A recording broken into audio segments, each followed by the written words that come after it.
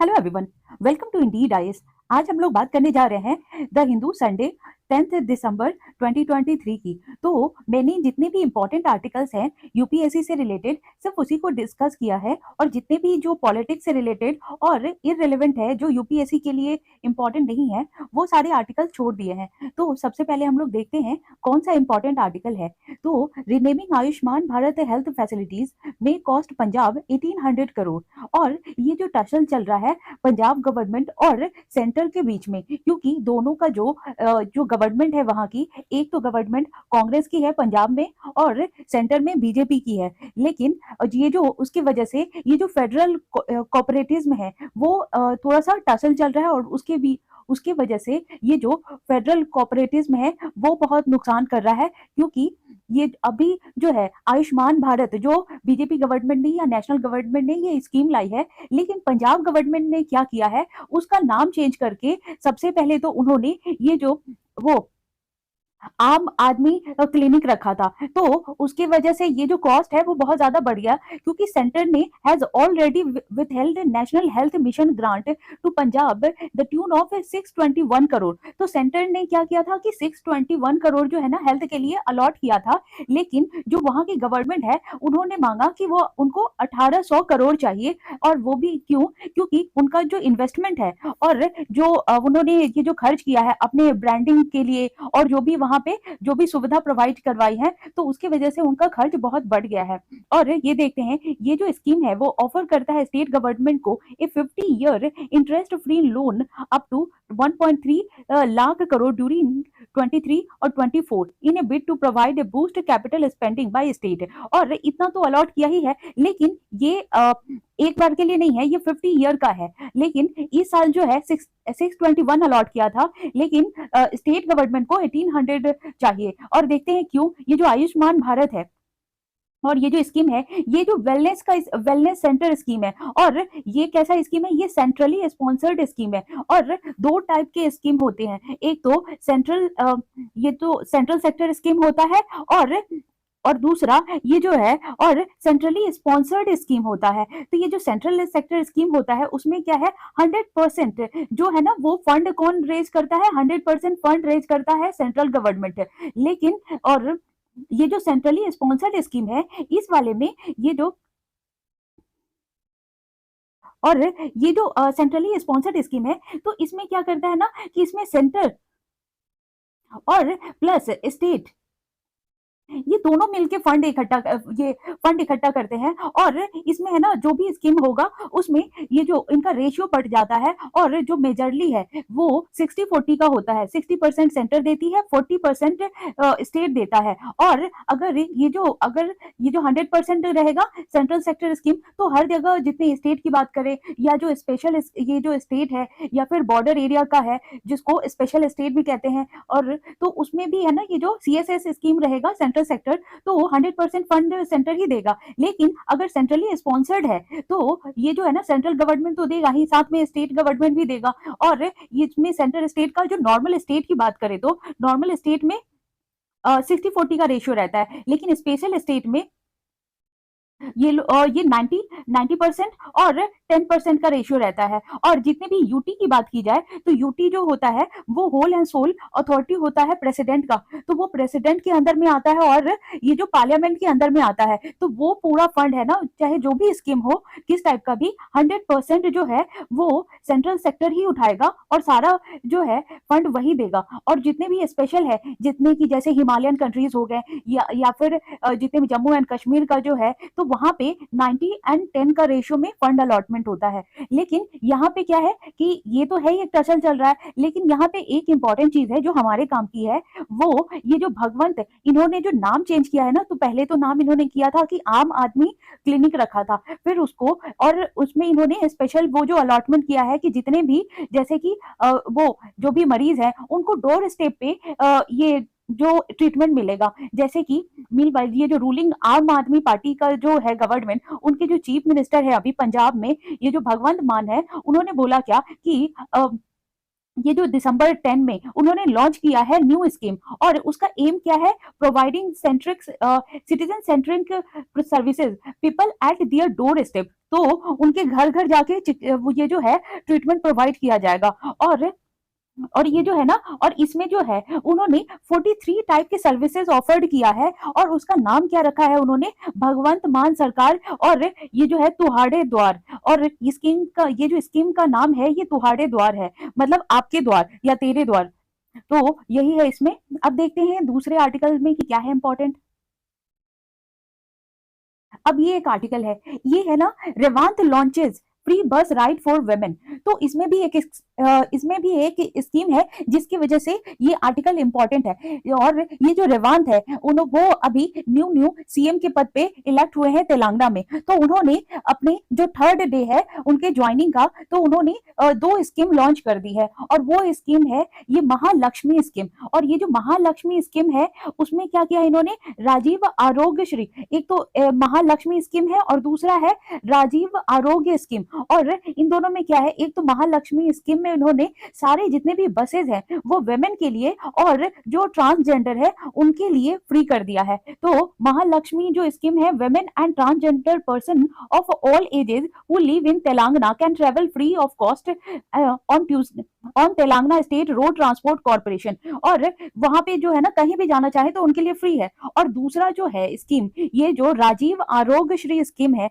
उसके तहत ये जो राजीव आरोग्य श्री स्कीम है उसमें फाइनेंशियल प्रोटेक्शन दिया जाएगा 10 लाख का in a year would be provided to families living below the poverty line for the treatment of serious illness और रिक्वायरिंग हॉस्पिटलाइजेशन एंड सर्जरी। तो उनके लिए ये जो है हर फैमिली को 10 लाख दी जाएगी, और ये उसी पे बेस्ड है आयुष्मान भारत स्कीम पे। लेकिन यहाँ पे चेंज ये है कि आयुष्मान भारत स्कीम जो है वो 5 लाख देता है सबको, और ईच फैमिली में वो 5 लाख का देते हैं। लेकिन इन्होंने बोला है कि ये 10 लाख देंगे। और ये जो फंड तो नॉर्मल पीपल को नहीं देना है, तो ये जो फंड आएगा कहाँ से, तो ये जो फंड आएगा वो राजीव आरोग्य श्री हेल्थ केयर ट्रस्ट, वहां से दिया जाएगा ये हॉस्पिटल वगैरह को। तो इसमें इतना ही है। अब देखते हैं दूसरे आर्टिकल पे। तो अब चलते हैं इस आर्टिकल पे, low rate of disposal of POCSO cases by fast track courts. तो ये जो फास्ट ट्रैक कोर्ट है ये पॉस्को के लिए बनाया गया है, लेकिन ये जो 2.43 लाख ये जो पॉस्को केस पेंडिंग है, और ये जबकि ये फास्ट ट्रैक कोर्ट बना दिया गया है कि जिसके तहत ये जल्दी से जल्दी ये जो केस पेंडिंग ना रहे और उसका जो भी फैसला है वो सुना दिया जाए, लेकिन फिर भी अभी इतने सारे केसेस पेंडिंग है क्योंकि फास्ट ट्रैक कोर्ट बनाने के बाद भी प्रॉपर तरीके से वो वर्क नहीं कर रहा है।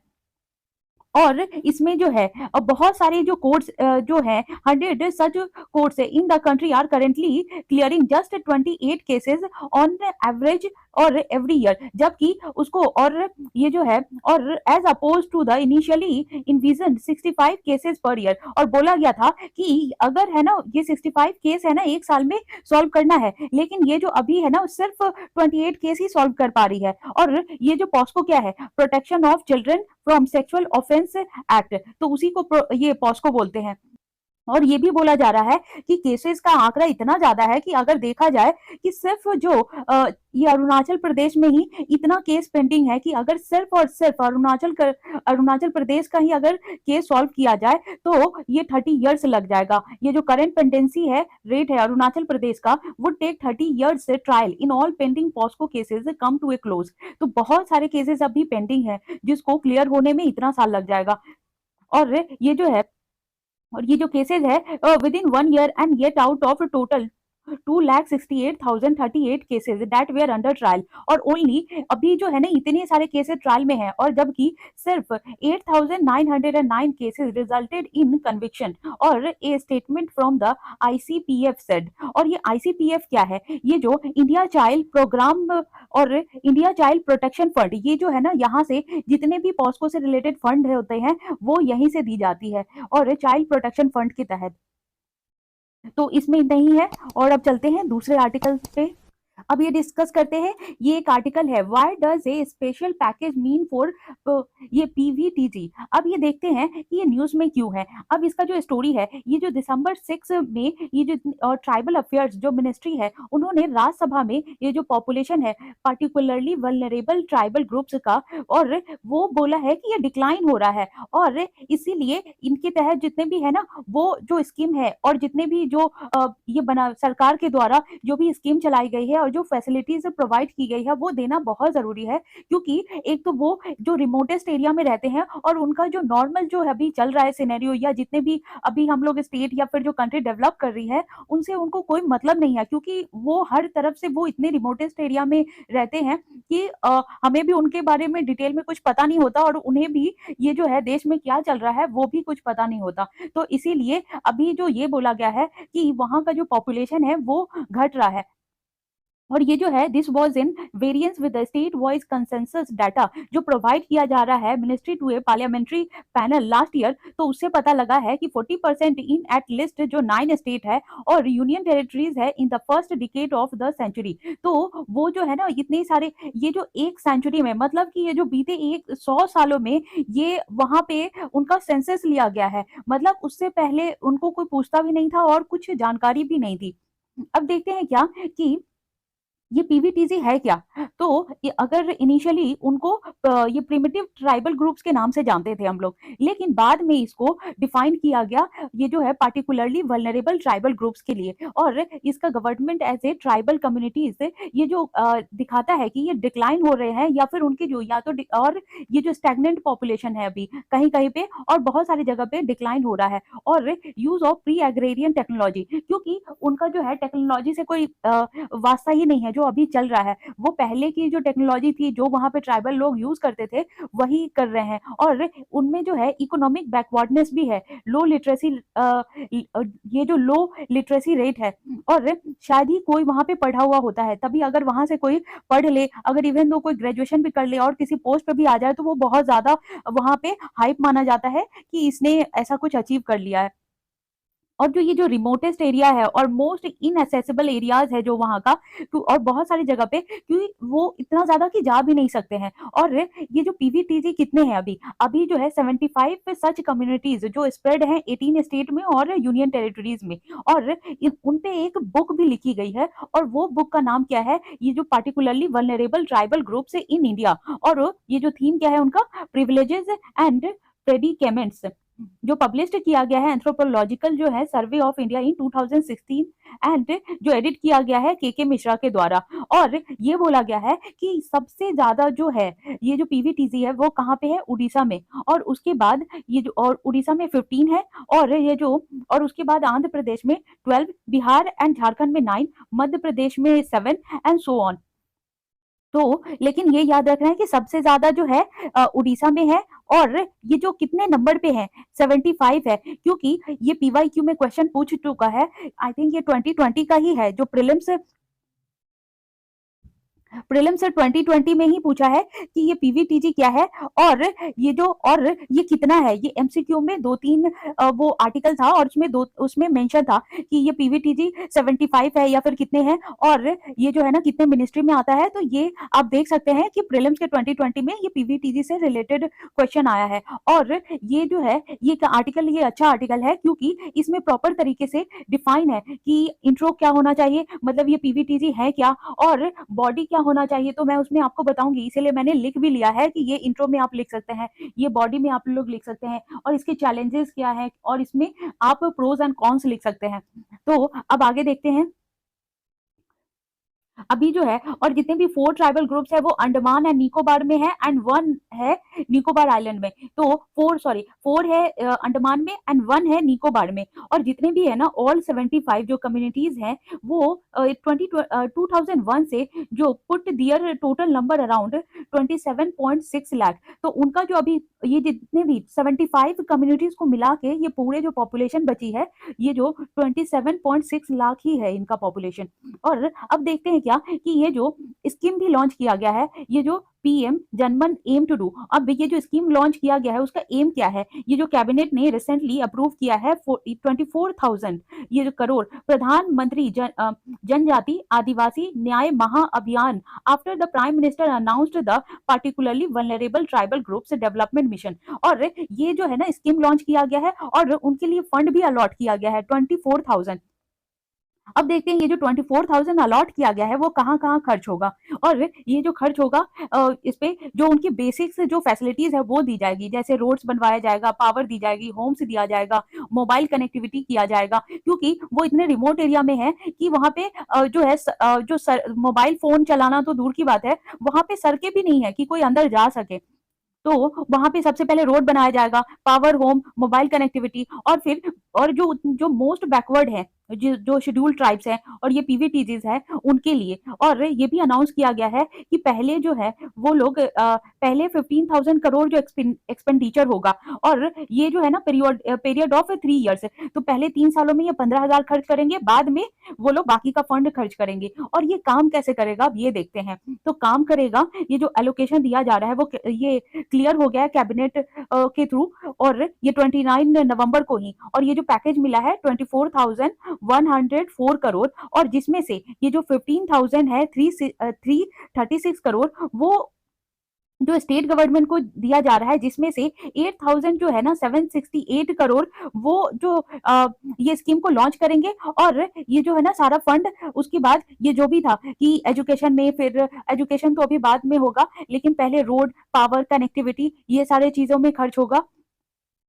तो अब ये जो देखते हैं ये, और ये बोला गया है कि ये जो 4.9, और ये भी बोला गया है ये जो 4.9 लाख है वो पक्का होम बनाया जाएगा, और 8,000 किलोमीटर कनेक्टिविटी और रोड का वो भी बनाया जाएगा 8,000 किलोमीटर तक। और ये लिंक करेंगे सारे जो हाउस होल्ड है विद पाइप्ड वाटर, और उनके लिए और सेटअप किया जाएगा 1,000 मोबाइल मेडिकल यूनिट, और कंस्ट्रक्ट किया जाएगा 2,500 आंगनवाड़ी सेंटर्स, और 1,000 जो है मल्टीपर्पज सेंटर्स बनाया जाएगा, एंड 500 हॉस्टल्स बनाए जाएंगे, और इंस्टॉल किया जाएगा मोबाइल टावर इन 3,000 विलेजेस में, एंड सो फोर्थ। और आगे की भी जो आगे जो है बाकी का जब फंड रेज होगा तो उससे और भी चीजें है ना जो निकल के आएंगी, जो उनके बेसिक नीड्स के लिए जरूरी है वो किया जाएगा। और फिर उसके बाद जितने भी वहां पे रिमोटेस्ट एरिया में जो लोग हैं उनको जो है वो वोकेशनल ट्रेनिंग दी जाएगी और स्किल ट्रेनिंग दी जाएगी। और ये जो है ना 60 जो एस्पिरेशनल पीवीटीसी जो ब्लॉक बनाया जाएगा, और ये भी है ना 500 जो बंधन विकास केंद्र बनाया जाएगा, जो कि हेल्प करेगा जो पीपल है ना वहां पे ट्रेड जो करना चाहते हैं, या जब स्किलफुल बनाने के बाद उनको ट्रेड की भी सुविधा दी जाएगी कि वो लोग कैसे है ना अगर बिजनेस में या खुद के इंटरप्रेन्योर करना चाहते हैं उसमें, या जो इनके पास फॉरेस्ट है तो वो कैसे प्रोड्यूस करे और कैसे वो मार्केट में सेल कर सकते हैं। तो इन सारी चीजों में उनको हेल्प प्रोवाइड किया जाएगा। और देखते हैं क्या कि ये जो 1 लाख है, ये जो of this household to an off grid solar power system and bringing solar street light, और ये जो 1 लाख है ना वहां पे सोलर सिस्टम प्रोवाइड किया जाएगा और स्ट्रीट लाइट भी प्रोवाइड किया जाएगा वहां के सड़कों पे। और ये जो है ये जो इंटायर 24,000 करोड़ है वो एलोकेट किया जा रहा है, और मोर देन 19,000 जो करोड़ है वो जस्ट बिल्ड द पक्का होम्स। और इतने ज्यादा जो है ना 24,000 तो दिया जा रहा है करोड़, लेकिन सिर्फ 19,000 जो है ना वहां पक्का होम लगाने में ही या फिर बनाने में ही खर्च हो जाएगा, और वो किसके तहत, प्रधानमंत्री आवास योजना स्कीम के तहत। और बाकी के जो 8,000 हैं वो रोड बनाने में। अब ये जो इम्प्लीमेंट किया जा रहा है किसके द्वारा, ministry of road transport and highways के द्वारा। और ये जो मिशन चलाया गया है इस मिशन का नाम क्या है, ये जो प्रधानमंत्री पीवीटीजी मिशन उसके तहत ये किया गया है। और ये जो है ये जो प्राइवेट और ये जो ट्राइबल अफेयर्स मिनिस्ट्रीज है जो बजट है वो एस्टिमेट किया गया है 2023 से लेके 24 तक, और ये जो और शोड जस्ट 256.14 करोड़ जो एलोकेट किया गया है डेवलपमेंट ऑफ पीवीटीजी, और इसके लिए डेवलप किया गया है। और ये भी है ये जो 22,000 पीवीटीसी विलेजेस हैं उनको उनकी पहले उनकी जांच पड़ताल की जाएगी कि वो लोग कैसे रह रहे हैं, उनकी जरूरत क्या क्या है, तो ये भी देखा जाएगा। और जो सबसे ज्यादा जरूरी की चीजें हैं उनके लिए सबसे पहले वो पूरा किया जाएगा।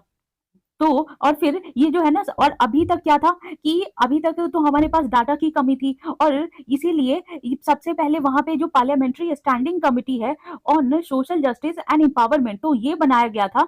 और उससे क्या था कि डाटा निकाला गया था कि कितने उनकी पॉपुलेशन है, उनको जरूरत क्या क्या है, और ये कहाँ कहाँ कौन से स्टेट में रह रहे हैं। तो पहले तो ये डाटा निकाला गया इस कमेटी के तहत, उसके बाद इस पे स्टडी किया गया और फिर फंड रेज किया गया है। और ये तो डिस्कस कर चुके हैं कि कैसे कैसे कितना फंड दिया जाएगा और क्या क्या प्रोवाइड किया जाएगा। और ये जो पहले तो उनका जो, जैसे पहले ही हमने डिस्कस किया कि 1 सेंचुरी में ये पहली बार उनका सेंसस हुआ है, पहले तो उनका नामो निशान भी नहीं था। तो और ये जो पॉपुलेशन डाटा जो है सबमिट किया गया पहली बार, ये जो population data submitted to the house panel last year which was based on 2011 census, और ये जो सेंसस किया भी गया है वो लास्ट ईयर ही किया गया है, और वो भी किस बेसिस पे, 2011 के बेसिस पे। और उससे पता लगा कि इनकी जो पूरी जो है पॉपुलेशन वो इन एंड अराउंड 28 लाख है। और ये भी बोला गया कि ये जो है, और उनकी जो ये socio economic indices to the house panel leader, तो उनका जो भी पीवीटीजी है उनके लिए सबसे पहले ये जो सोशियो इकोनॉमिक है इंडिसेस उनके लिए काम किया जाएगा। और 2013 में ही ये जो नेशनल एडवाइजरी काउंसिल का जो रिपोर्ट आया था, तो उसी के बाद ये जो पीवीटीजी और ये जो state of PVTG had recommended that, और जब पैनल का आया, और फिर ये जो नेशनल एडवाइजरी काउंसिल जब 2013 में ही बना है, तो ये भी इंपॉर्टेंट है हमारे लिए। और उसी के बाद ये जो पहले इस टाइप का मिनिस्ट्री नहीं था, तो उसी के बाद ये जो मिनिस्ट्री ऑफ ट्राइबल अफेयर्स है ना वो कंडक्ट किया गया था। और ये जो पीवीटीजी ये जो कम्युनिटीज हैं is not just enumerate but also find out the status of education, health and housing. तो जब उनका ये जो बेसिक नीड्स पूरा हो जाएगा, जैसे पक्का मकान हो गया, लाइट हो गया, पावर हो गया, कनेक्टिविटी हो गया, तो फिर उसके बाद जो है एजुकेशन, हेल्थ और हाउसिंग पे ज्यादा एम्फेसाइज किया जाएगा। तो ये आर्टिकल हमने अच्छे से पूरा डिस्कस कर लिया। और ये भी है कि ये जो मिनिस्ट्री ऑफ ट्राइबल अफेयर्स है वो भी है ना, वो बाद में बना था जब ये सेंसस हो गया। और तो इसी के लिए इसमें ये जो मिनिस्ट्री बनाया गया था उन लोग के लिए, सिर्फ जो ट्राइबल अफेयर्स, ट्राइबल की जितने भी होती है वो सारे ट्राइबल अफेयर्स में वो मिनिस्ट्री कंडक्ट करता है सारी चीजें। तो अब चलते हैं ये नेक्स्ट आर्टिकल पे। और वो ये आर्टिकल है are crimes against women on the rise की, और ये जितने भी इसमें भी सारी चीजें हैं जिस जो वेमेन से रिलेटेड पूछा जा सकता है। जैसे what do data from the national crime record bureau indicate for 2022, और ये जो जितने भी ये जो डाटा आया है वो कौन निकाला है, नेशनल क्राइम रिकॉर्ड ब्यूरो ने। और देखते हैं इसमें क्या है। और ये जो है, ये जो क्राइम रेट है ना डिक्लाइन हो रहा है 2022 के कंपेयर में, क्योंकि ये 258.1 ये पर लाख पॉपुलेशन और कंपेयर टू द 268 पर लाख पॉपुलेशन इन 2021, तो क्राइम रेट तो कम हुआ है। और लेकिन ये जो रेट है वो सबसे ज्यादा, जैसे कि रेट का भी वेरिएशन है कि जैसे रेप का केस हो गया और ये जो डोमेस्टिक वायलेंस हो गया, या फिर तो उसमें जो आंकड़ा है ना वो इंक्रीज हुआ है। लेकिन ये जो ये ओवरऑल जो पॉपुलेशन के तहत जो केस आता था उसमें डिक्रीमेंट हुआ है, लेकिन जो पर्टिकुलर जो उनके उनके ऊपर जो अत्याचार होता है या वायलेंस होता है ना वो इंक्रीज हुआ है। तो वो हम लोग समझते हैं कि क्या क्या इंक्रीज हुआ और कितना हुआ है, और इसका नेचर क्या है, कैसे पता लगा कि क्राइम इंक्रीज हो रहा है। तो ये जो जितने भी क्राइम इंक्रीज हुआ है वेमेन के द्वारा, तो उसमें से ये जो है क्रुएल्टी बाई हस्बैंड और हिज रिलेटिव्स 31.4%, और ये जो किडनैपिंग है एंड अबडक्शन ऑफ वेमेन 19.2%, और ये जो आउटरेज हर, और उसके बाद ये जो मॉडेस्टी है 10.7, रेप 7.1, और बाकी के जो ये जो 13,479 है केसेस जो रजिस्टर्ड किए गए हैं डाउरी प्रोहिबिशन केस के अंदर। और ये देखते हैं कि सबसे, और ये जो इतने सारे केसेस हो क्यों रहे हैं, क्या है ऐसा जिसकी वजह से इतनी सारी जो हमारे जो भी ये लॉज बन रहे हैं, रूल्स बन रहा है और स्कीम्स बन रहे हैं वेमेन के लिए, बट ये केसेस रोक क्यों नहीं रहा है। तो ये देखते हैं जो लॉयर है और जो एक्टिविस्ट है उनका ये कहना है और मानना है कि अभी भी इतना सारा कुछ जो है, इतना प्रोटेक्शन देने के बावजूद, इतना रूल एंड लॉ होने के बावजूद भी ये जो केस राइज हो रहा है उसका रीजन है पेट्रियार्कल जो सोसाइटी है उसका, क्योंकि ये जो हाई लेवल ऑफ एजुकेशन होने के बाद भी, और ये जो जो मेल माइंडसेट है और जो सोशल एटीट्यूड है वो अभी तक चेंज नहीं हुआ है। और ये कहना है कि इसका सुप्रीम कोर्ट लॉयर जो शिल्पी जैन है उन्होंने ये कहा है। और ये जो वुमेन राइट एक्टिविस्ट है जो मरियम और धावले, वो ऐसा कहती हैं जो लास्ट ईयर से और विटनेस किया है उन्होंने कि स्ट्रेंथिंग ऑफ रिग्रेसिव ये जो वैल्यू सिस्टम है women's movement had struggle to overcome the decades. और ये इतनी जो क्राइम हो रही है ना उससे जो है अभी एक डिकेड्स तक है ना वहां से निकलना बहुत मुश्किल है, क्योंकि इतने सारे कुछ जो फैसिलिटी होने के बावजूद भी ये जो पेट्रियार्कल सोसाइटी है और जो एजुकेशन तो डेवलप हो रहा है लेकिन ये जो माइंडसेट है वो डेवलप नहीं हो रहा है, तो उस वजह से केसेस है ना डिक्रीज नहीं हो रहे हैं। अब देखते हैं क्या कि ये जो है ना there is a glorification of anti women practices. तो ये तो ग्लोरीफाई किया जा रहा है कि हाँ वुमेन देवी होती हैं, दुर्गा का रूप है और बहुत सारी चीजें हैं, लेकिन साथ के साथ ये जो डाउरी और जो ये जो ब्राइड प्राइस है both can not commodity status of women. तो ये जो दहेज की जो प्रथा है वो भी दी जाती है और इसको एक है ना, और इसी को एजेंडा बना के जितने भी पॉलिटिशियन है वो अपना स्ट्रॉन्ग पॉलिटिकल विल की तरह यूज करते हैं। और ये जो है ना they are not mere rhetoric but to bring in politics and program that will focus on creating conditions to elevate women's status है। और ये तो एक तो क्राइम कम नहीं हो रहा है लेकिन जितने भी पॉलिटिशियन है वो इसको एजेंडा बना के अपना जो है वो पॉलिटिकली वो ज्यादा जीतने के लिए एक स्टेटस बना लेते हैं कि हाँ वुमेन के लिए हम लोग ये कर रहे हैं वो कर रहे हैं। अब देखते हैं आगे, what does an increase in the registration of crimes against women indicate। और ये जो एनसीआरबी है जो रिपोर्ट निकालता है तो उसने रिवील किया है कि ये जो 4.4 लाख है cases of crime against women वो रजिस्टर्ड किए गए हैं 2022 में, जो इक्विवेलेंट है नियरली 51 एफआईआर। जो फर्स्ट इंफॉर्मेशन रिपोर्ट है वो हर आवर में वो किया जाता है, एफआईआर दर्ज करवाया जाता है। और बहुत सारे जो केसेस हैं जो होते हैं उसमें से मात्र 10% ही पुलिस स्टेशन में पहुंचता है और वो भी जो है वो 51 है हर आवर में। तो सोचिए कितना ज्यादा क्राइम हो रहा होगा हर जगह। और ये भी बोला जा रहा है कि women and girls continue to be treated as permanent shock absorbers और across class, caste and other access। और it is an outcome of reconstruction of patriarchy in the new liberal economy era। तो हमारे economy increase हो रहा है और ये जो है ना लिबरल भी हो रहा है, सब लोग एजुकेशन भी इंक्रीज हो रहा है, लेकिन जो वेमेन से रिलेटेड जो भी क्राइम है वो इंक्रीज नहीं और वो डिक्रीज नहीं हो रहा है, वो इंक्रीज ही हो रहा है। और ये जो है और इंडिया हैज टफ लॉज और for protection of women their implementation remains a challenge. तो यहाँ पे ये कहती हैं क्या कि इंडिया में तो बहुत सख्त कानून बनाया गया है और ये सारे लॉज बनाए गए हैं लेकिन उसका इम्प्लीमेंटेशन नहीं होता है और इसीलिए इतने ज्यादा क्राइम बढ़ता जा रहा है। और ये जो रिटायर्ड आईपीएस ऑफिसर है मीरन चड्डा, वो ऐसे जो बोरवानकर वो स्ट्राइक नोट ऑफ कॉशन, ये जो एनसीआरबी है जो रिपोर्ट जो शो करता है कि वेमेन जो feel confident to approach the police and get criminal cases registered. तो इस हद तक वहां पे एक तो वेमेन के से रिलेटेड इतना क्राइम हो ही रहा है लेकिन वेमेन जो है वो पुलिस स्टेशन जाने से भी हिचकती हैं और अकेले जाने से भी, क्योंकि ये जो पुलिस का भी रवैया वो ठीक नहीं है उनके टुवर्ड्स। तो इसीलिए अगर उनको एक तो उनको मेल परेशान कर रहे हैं या जो भी रीजन है तो पुलिस के पास जाने के लिए भी उनको मेल सपोर्ट की ही जरूरत पड़ती है। तो ये बोला जा रहा है कि वो अकेले भी नहीं आ सकती हैं, तो इतना उनको सक्षम और काबिल बना देना चाहिए कि एटलीस्ट वो अपना केस है ना अकेले आकर लिखवाएं। और ये जो Delhi recorded the highest rate of crime against women in the country at 144.4 lakh और above the country average rate जो 66.4 है। तो सोचिए कितना डिफरेंस है इन दोनों में।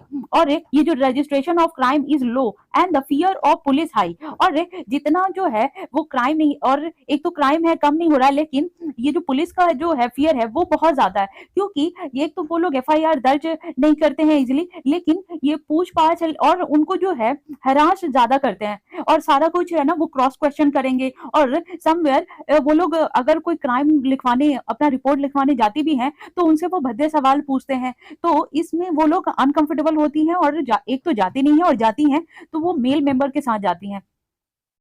और ये भी है कि women in many states, particularly in the rural areas, would not even visit a police station unaccompanied by a male relative, or let alone register an FIR for sexual harassment or domestic violence, he says। और ये बोल रही हैं कि जो गांव की महिलाएं हैं वो तो एक तो रेट ज्यादा है, लेकिन वो खुद पुलिस स्टेशन में जाती भी नहीं है अकेले, उनको मेल की जरूरत पड़ती है। तो उनको अकेले आना चाहिए, कॉन्फिडेंट होना चाहिए, और अपना जो हरासमेंट का है या फिर डोमेस्टिक वायलेंस का केस उनको दर्ज करवाना चाहिए। और बहुत सारे जो अभी मैं बात कर रही थी कि ये जो रूल बना है, लॉज बना है, वो सारा कुछ देखते हैं कि क्या क्या रूल एंड लॉज है।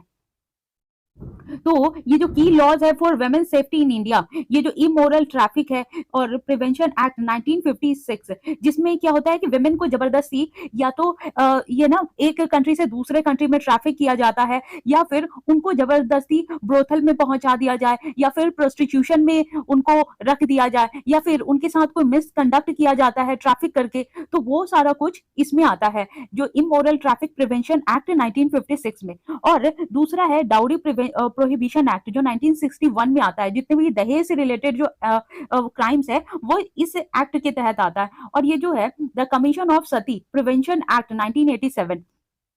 फिर ये दूसरा है protection of women from domestic violence act 2005, और sexual harassment of women at work place prevention and prohibition and redressal act 2013। जो वर्क प्लेस पे जितने भी जो अगर मिसयूज होता है, मिसकंडक्ट होता है, या फिर जो बॉस है या फिर कोई भी कलीग है, वो अगर कोई मिसकंडक्ट या मिसबिहेवियर करता है, तो ये जो शी एक्ट है, शी जो एक्ट है, शी मतलब कि ये जो sexual harassment of women at work place, तो ये जो इसको शी एक्ट भी बोलते हैं। और जो इनडिसेंट ये जो representation of women prohibition act है 1986, वो भी। और इसमें एक एक्ट वो नहीं है, ये पॉस्को एक्ट भी। तो पॉस्को एक्ट भी वो पहले तो गर्ल चाइल्ड के लिए था, लेकिन अब जो है पॉस्को में बॉय चाइल्ड के लिए भी ऐड कर दिया गया है कि अगर बॉय चाइल्ड जो माइनर है उसके साथ भी कुछ गलत हो रहा है तो वो भी इंक्लूड कर दिया गया है। तो अब देखते हैं, बस यही है, इसमें ज्यादा कुछ तो नहीं है। और कि कैसे इसमें चार्जशीट बनता है, और फिर जो केसेस हैं वो 4 to 5 years में खींच जाता है। अगर कोई भी केस, अगर एक तो वो लोग करवाती नहीं है दर्ज, लेकिन अगर करवाती हैं तो वो कोई भी केस है ना वो सॉल्व होने में 4 to 5 years लग जाता है। और जबकि ये फास्ट ट्रैक कोर्ट भी है फॉर लुकिंग इनटू द ये जो है ना ग्रीवियस क्राइम, लेकिन उसका जो रेट है वो बहुत कम है सॉल्व करने का। और इसीलिए जो मिस्टर मुदगल है वो कहते हैं women police officers are involved in all crimes against women, or their proportion in the force is dismal, and the rate of their recruitment is very slow in all states without exception। तो इसमें तो दो बात है कि एक तो जो भी क्राइम होती है तो उसमें बहुत बार देखा गया है कि समवेयर है ना वेमेन्स ही बहुत ज्यादा है ना, जैसे कोई अगर वेमेन है ना वो सिपाही है या ऑफिसर के पद पे है, तो वो अगर कोई क्राइम होता है ना तो उसके अपोनेंट से वो पैसा लेकर के और फिर जो विक्टिम है उनको दबाने की कोशिश करती है। तो इसमें जो है वेमेन ही वेमेन के खिलाफ खड़ी हो जाती हैं। और एक तो ये रीजन है, और दूसरा कि ये जो वेमेन का जो पोस्ट है वो बहुत कम है जितने भी पुलिस स्टेशन है वहां पे। तो उनका जो है वो बढ़ाना चाहिए। अगर कहीं भी अभी जैसे हमने पढ़ा कि जो वुमेन है वो अकेले पुलिस स्टेशन नहीं जाना चाहती है, वो अनसेफ फील करती है या फिर अनकंफर्टेबल होती है, उनको मेल जो रिलेटिव है चाहिए ही होते हैं कि उनके साथ जाए। तो वेमेन को है ना वेमेन ऑफिसर्स को बढ़ा देना चाहिए, ताकि जितने भी वेमेन है वो कॉन्फिडेंट हो और वहां पे पुलिस स्टेशन जाके अपना एफआईआर दर्ज करा सके। और उसके लिए जो है एक तो वेमेन की जो पोस्ट है वहां पे और वेमेन का जो पॉपुलेशन है और जो पुलिस स्टेशन में तो वो कम है, और उसके लिए उसी की वजह से ये जो वर्कलोड है वेमेन पुलिस पर्सोनेल का, और leading to slower rate of charge sheeting and conviction. तो लो रेट होने की वजह से उन पे जो जितने फ्यूअर है वेमेन, जो उन पे वर्कलोड बहुत ज्यादा बढ़ गया है। और इन ये जो है ना देख रेख कौन करता है, ये और ये इसका और ये रिस्पॉन्सिबल कौन है, ministry of home affair in the Rajya Sabha. और ये जो है फरवरी 2023 में ये सारा कुछ डिस्कशन किया गया है। और वेमेन का जितने भी जैसे 11.7% of the total police station force है वहां पे सिर्फ वेमेन का इतना ही वो है, अभी जो है बहुत कमी है, और 11.7% ही वहां पे इनका जो है जो पोस्ट है वो बहुत कम है। और ये जो है उनके जो लिमिटेड वर्कफोर्स के कारण जो हाई पेंडेंसी जो है एक्सपर्ट पॉइंट ऑफ व्यू, और ये जो पेंडेंसी रेट भी है वो इसीलिए बहुत ज़्यादा है। तो इसीलिए जो भी इम्पोर्टेंट आर्टिकल था वो हमने डिस्कस कर लिया है।